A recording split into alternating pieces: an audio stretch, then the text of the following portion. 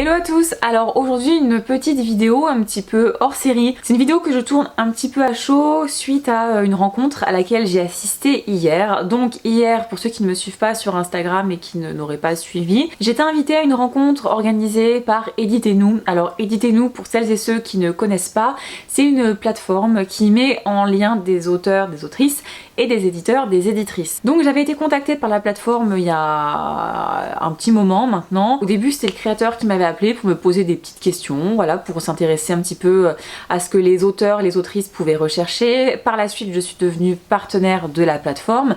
J'ai pu moi mettre 2 romans sur la plateforme, et notamment Le journal intime d'une rockstar en devenir, qui est un roman jeunesse alors que moi je suis autrice indépendante, et donc ce roman je le vois plus en fait dans une voie éditoriale classique, donc par une maison d'édition, pour plein de raisons, notamment le fait que ce soit un roman jeunesse, la tranche d'âge c'est 13-14 ans, et pour ce projet là en fait je voudrais vraiment être entourée par des personnes qui sont vraiment spécialisées pour cette cible. Bon bref, toujours est-il que voilà, je vous replace un petit peu le contexte et le lien que j'ai avec Éditez-nous. Et donc hier matin ils ont organisé sur Paris, dans leurs locaux, une rencontre avec l'équipe de Éditez-nous, des éditeurs, des éditrices, des chargés de com de maisons d'édition.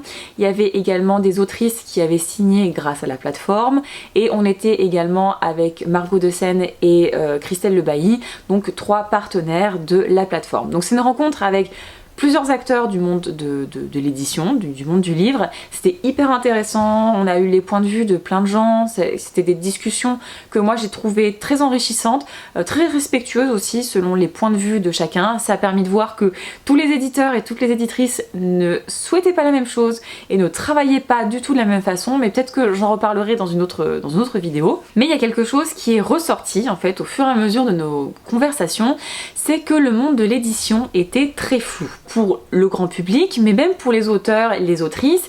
Tant qu'ils n'ont pas signé avec une maison d'édition, tant qu'ils ne se sont pas lancés en fait, eh bien il y a plein de choses qu'on ignore un petit peu. Alors là forcément je vais parler plus de l'édition classique, puisque l'auto-édition, je trouve que depuis quelques années en fait on en parle de plus en plus.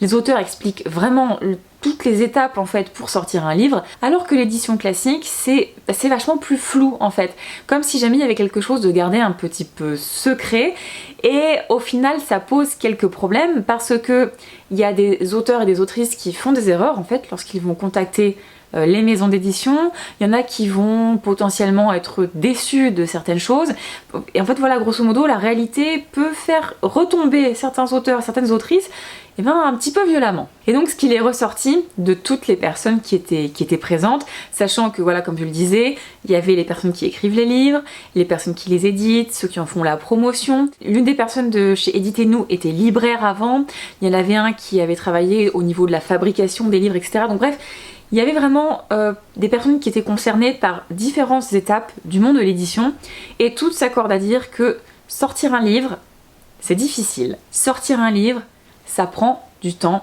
et ça c'est quelque chose que beaucoup d'auteurs et d'autrices, eux ils se rendent compte que d'écrire un livre c'est compliqué, le réécrire, etc. Mais tout ce qui vient après, ça prend beaucoup de temps. Et c'est ce beaucoup de temps qui peut notamment entraîner le fait que de nombreuses personnes qui envoient leurs manuscrits aux maisons d'édition se retrouvent parfois à attendre très longtemps. Certaines se découragent même en fait de ne pas avoir de réponse. Mais lorsqu'on discute avec des éditeurs et des éditrices, alors certaines très grosses maisons d'édition ont des gros comités de lecture qui permettent déjà de faire un tri forcément dans les manuscrits qu'ils reçoivent, mais ce n'est pas le cas de toutes. Même des maisons d'édition conséquentes, avec une réputation, un nom connu, etc., elles n'ont pas forcément des gros comités de lecture. Certaines, tous les éditeurs veulent également aussi lire le manuscrit avant de retravailler avec l'auteur, etc., de pouvoir éventuellement donner suite au manuscrit, et donc du coup tout ce temps en fait que ça prend, ça fait que ça retarde le moment où les auteurs et les autrices auront potentiellement une réponse, qu'elle soit positive ou négative, parce que oui, c'est un fait, il y a plein de maisons d'édition qui ne répondent pas forcément. Alors il y en a qui, quand c'est négatif, bien évidemment, parce que quand c'est positif, elles vous contactent, elles vous répondent, mais quand c'est négatif, en fait, certaines vont faire une réponse argumentée, en fait, en vous expliquant les raisons de leur refus. D'autres vont envoyer un message type, du genre votre manuscrit n'a pas retenu notre attention, etc. Et il y a des auteurs qui se vexent un petit peu, et en fait je peux les comprendre, on peut se dire bah vas-y mais explique-moi en fait, j'aimerais bien savoir ce qui a cloché, si jamais c'est des erreurs que j'ai potentiellement faites, si jamais c'est des choses que je peux peut-être améliorer, etc. Il faut savoir qu'en fait les maisons d'édition elles manquent souvent de temps en fait, et du coup envoyer une réponse détaillée à tous les auteurs et toutes les autrices, c'est parfois quand même bien compliqué. Il faut savoir que le nombre de manuscrits qui sont envoyés à des maisons d'édition, ça se compte sur certaines grosses maisons d'édition en milliers par an. C'est Gallimard qui avait sorti, je sais plus si c'est entre 45 et 50 manuscrits par jour, c'est énorme. Imaginez en fait, serait-ce que sur la semaine, sur le mois, etc. Les manuscrits, il faut les lire. Alors forcément, il y a un tri qui est fait. Et ça va dépendre aussi des éditeurs et des éditrices. Il y en a dès le pitch, dès la note d'attention, etc. qui vont potentiellement vous éliminer avant même d'avoir lu votre manuscrit. Voilà, c'est un fait. Ça, il faut le savoir. Ça fait partie des choses en fait que je pense il faut savoir. D'autres, à l'inverse, potentiellement donneront une chance à un manuscrit, même si jamais le pitch ne les emballe pas forcément, même si jamais c'est pas le meilleur pitch qui soit, etc. Et donc il y en a qui vont forcément éliminer un certain nombre de manuscrits, mais même si jamais on en élimine un certain nombre, il en reste une quantité énorme. Et c'est pour ça qu'il y a des maisons d'édition qui ont des mois, voire des années de retard dans la lecture de leurs manuscrits. Ça, il faut le savoir. J'ai parfois des gens qui me contactent en disant « Ah, j'ai contacté des maisons d'édition, mais j'ai toujours pas de réponse. Est-ce que tu penses qu'il faudrait que du coup, je prenne ça comme un nom ?» Et je leur demande « Mais ça fait combien de temps que tu as envoyé tes manuscrits ?»« Ah bah, ça fait 3 mois. » Mais 3 mois, c'est rien. Alors certaines peuvent vous répondre sous 3 mois, mais il faut savoir que l'industrie du livre, en fait, ça prend du temps, voilà, c'est vraiment très très long. Et 3 mois, en fait, c'est un laps de temps qui est très court. Et ça, je pense que c'est quelque chose que plein de personnes, lorsqu'elles envoient leurs manuscrits, elles n'en ont pas conscience. Alors, il y en a parce qu'elles sont impatientes et elles ont envie d'avoir une réponse plus rapidement. Il y en a d'autres tout simplement parce qu'elles ne se sont pas renseignées sur le temps que ça pouvait prendre de traiter, en fait, tous les manuscrits reçus par les maisons d'édition. Et ça, pour moi, c'est une des choses dont il faut vraiment avoir conscience. Un autre truc qui est assez flou en fait au niveau de l'édition, et ça je le vois lorsque je discute avec des personnes qui écrivent ou des personnes qui n'écrivent pas du tout, c'est le rôle de l'éditeur. En fait, l'éditeur, c'est pas juste quelqu'un qui prend votre manuscrit, dit ok, ça c'est bon, on lance à l'impression, je m'occupe de le vendre. L'éditeur n'est pas votre vendeur. En fait, le travail entre un éditeur, attention, un bon éditeur, et un auteur, en fait, c'est un travail qui va s'étaler sur la durée, en fait, même si jamais il n'y a qu'un manuscrit, hein, mais pour retravailler le manuscrit, pour arriver à en tirer vraiment le meilleur, pour parfois l'orienter dans une certaine direction qui va coller à la maison d'édition, etc. Et donc le travail de l'éditeur, c'est vraiment de travailler sur le roman pour pouvoir sortir le meilleur roman possible. C'est pas juste une personne qui prend votre livre et va le publier. Ça voilà, c'est quelque chose, lorsque j'en ai discuté notamment avec les éditeurs et les éditrices qui étaient présentes hier, il y avait ce côté où eux ont l'impression que les gens ne comprennent pas vraiment le métier qu'ils font. Il y a plein de gens en fait qui s'imaginent qu'ils sélectionnent le livre, ils l'envoient à la vente et c'est terminé, on passe au suivant. Sauf que non, et c'est d'ailleurs pour ça que ça prend du temps. Parce que tout le travail qu'il y a à faire sur un manuscrit, tout le travail entre l'éditeur et l'auteur, ça prend un temps mais colossal. Si vous écrivez un livre, vous devez vous-même savoir à quel point tout prend du temps en fait dans l'écriture. Ça ne se fait pas en un claquement de doigts. D'ailleurs très souvent les auteurs, lorsque leur roman paraît, des fois ça paraît 1 an et demi, 2 ans après la signature d'un contrat. Quand je vous dis que tout prend du temps, ça je pense que vraiment il faut le garder en tête et ne pas se montrer trop impatient. C'est d'ailleurs des inconvénients de l'édition traditionnelle, de l'édition via une maison d'édition, à l'inverse de l'auto-édition où tout va aller quand même beaucoup plus vite. Parce que vous êtes, votre auteur avec votre roman, dès qu'il est prêt, vous pouvez le publier. Les maisons d'édition, elles ont un catalogue, elles ont un calendrier de parution, elles organisent vraiment leur parution en fonction des différentes histoires qui doivent paraître, en fonction des périodes, etc.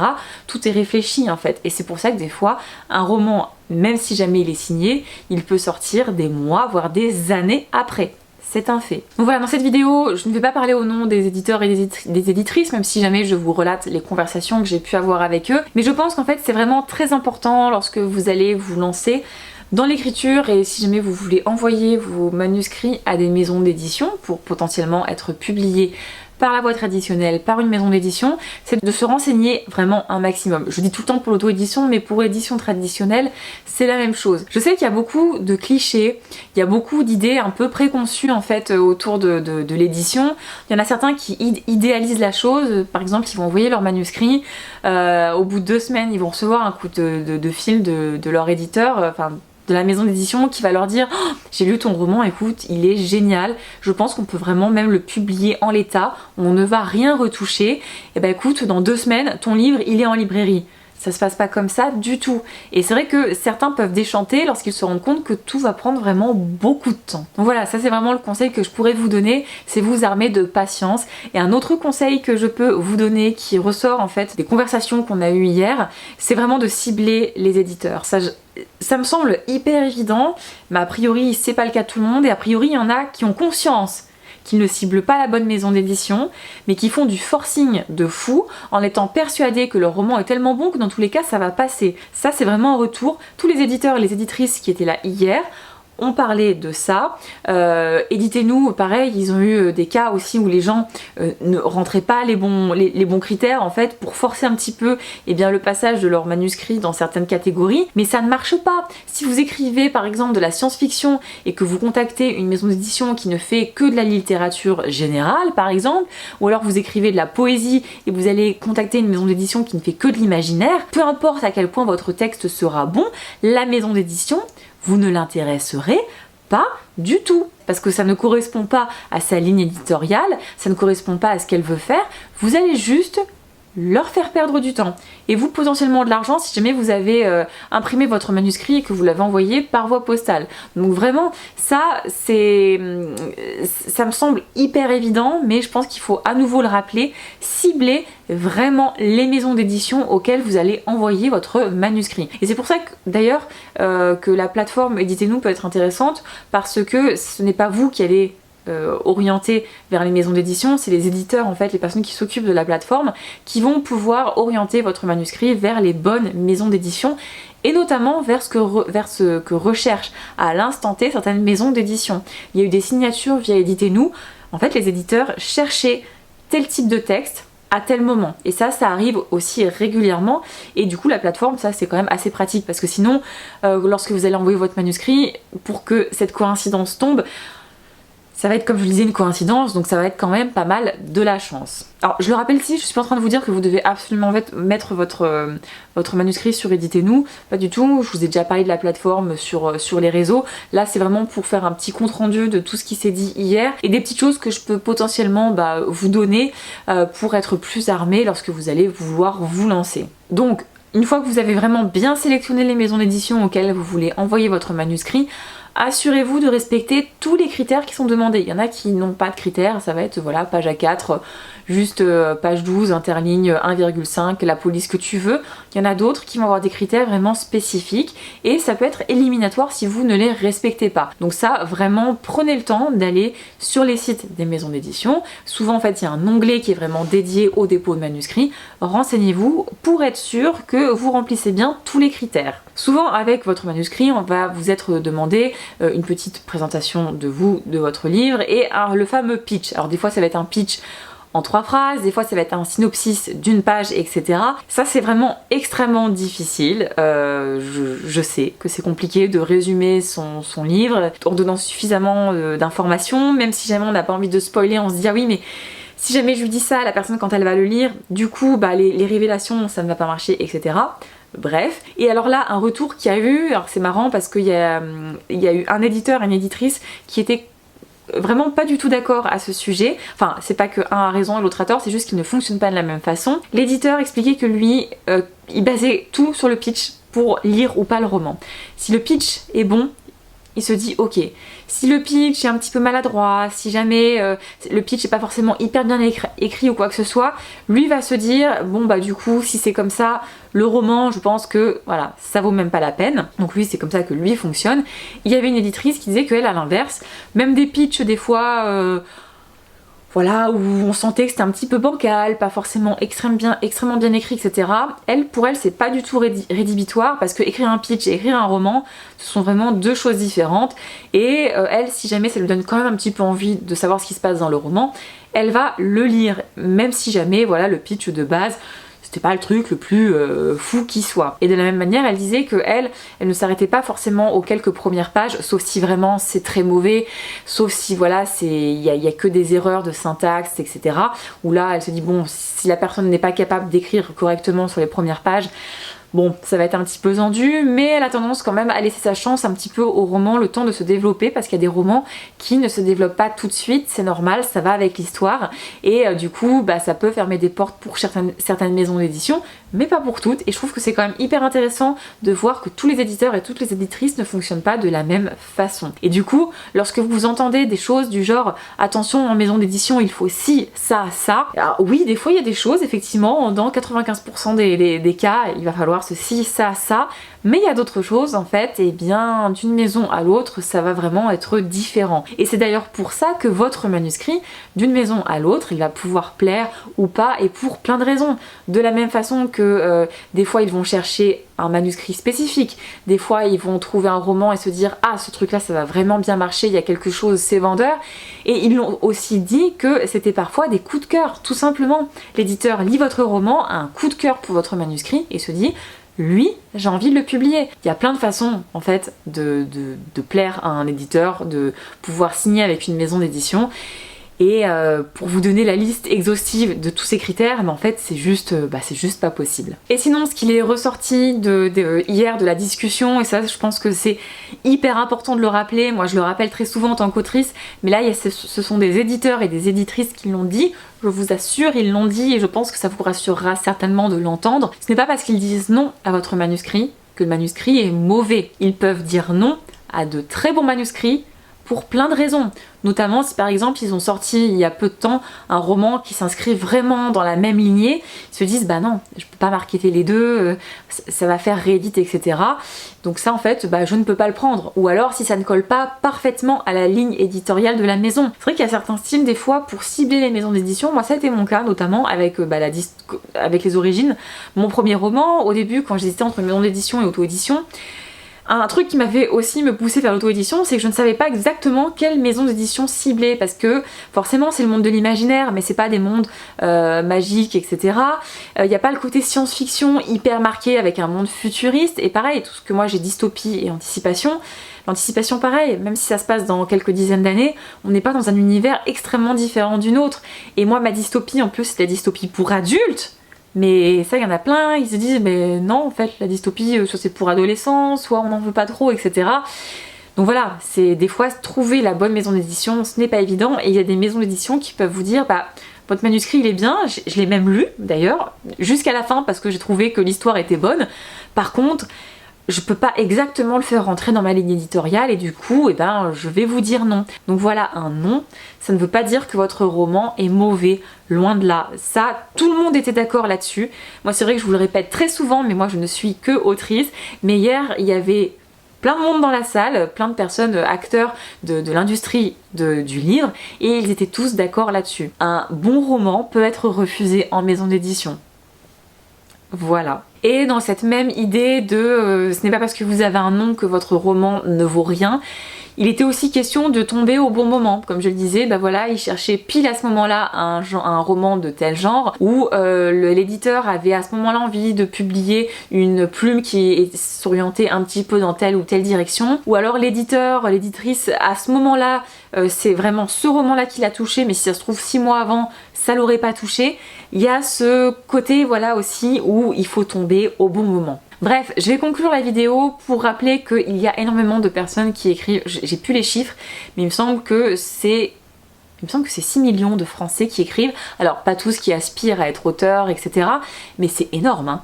Quand on regarde le nombre de livres qui sortent par an, le nombre de personnes qui écrivent, on se rend bien compte que tous les livres ne peuvent pas trouver une maison d'édition. C'est pas parce qu'un livre ne trouve pas une maison d'édition à l'instant T qu'il n'en trouvera pas une plus tard, et que l'auteur avec d'autres manuscrits à d'autres moments ne pourra pas signer lui, dans d'autres maisons d'édition. Et voilà, ce truc de beaucoup d'appelés, peu d'élus, c'est un fait. Et le fait d'avoir écrit un bon roman, eh bien, ce n'est pas le seul critère qui va faire que vous allez être sélectionné par une maison d'édition. Et d'ailleurs, ce fait de, eh bien, d'attendre, de ne pas être sûr d'être publié, etc., ça fait partie des choses qui poussent de plus en plus d'auteurs à être indépendants, à se tourner vers l'auto-édition, sans même chercher en fait à passer par la voie d'édition traditionnelle. Et d'ailleurs, ce qui était hyper intéressant d'ailleurs hier, c'était la discussion avec les éditeurs et les éditrices sur le rapport auto-édition et édition traditionnelle. Hier, il y avait que des éditeurs et des éditrices qui n'avaient rien contre l'auto-édition. Une éditrice notamment qui disait qu'elle elle avait déjà republier des romans qui avaient déjà été publiés en auto-édition, que ça ne la gênait pas du tout parce qu'elle se dit ah bah le livre là il a été vendu déjà 1000 fois, ah bah c'est qu'il a plu quand même suffisamment pour être déjà vendu 1000 fois, et ben en fait ça m'intéresse, pourquoi pas de le republier. Alors il y en a d'autres qui vont se dire ouais mais attends, ça veut dire que je perds les 1000 premiers lecteurs. Donc voilà, ça, le discours peut varier et moi personnellement j'entends absolument les deux discours. Mais voilà, en tout cas c'est intéressant de voir que l'auto-édition, on se fait cracher dessus par pas mal de monde, mais qu'il y a quand même d'autres personnes qui n'ont absolument rien contre et qui se rendent compte, alors que eux-mêmes travaillent dans l'édition traditionnelle, et ben se rendent compte que l'auto-édition, le fait de vouloir être indépendant, c'est tout simplement un choix d'édition différent. Ce sont deux voies d'édition. Voilà, je vais m'arrêter là, je voulais juste faire un petit débrief en fait sur la discussion que j'avais eue hier avec toutes ces personnes, c'était vraiment hyper intéressant. Tout ça pour vous dire que ce soit l'auto-édition ou l'édition traditionnelle, n'hésitez pas à vous renseigner un maximum sur ces deux mondes en fait, pour être le plus armé possible, pour mettre le plus de chance de votre côté et aussi pour ne pas être déçu si jamais certaines choses ne répondent pas à vos attentes et à ce que vous avez potentiellement idéalisé. Voilà, si vous avez des questions, n'hésitez pas à me les poser. Je pense que je ferai un jour une interview d'un éditeur ou d'une éditrice.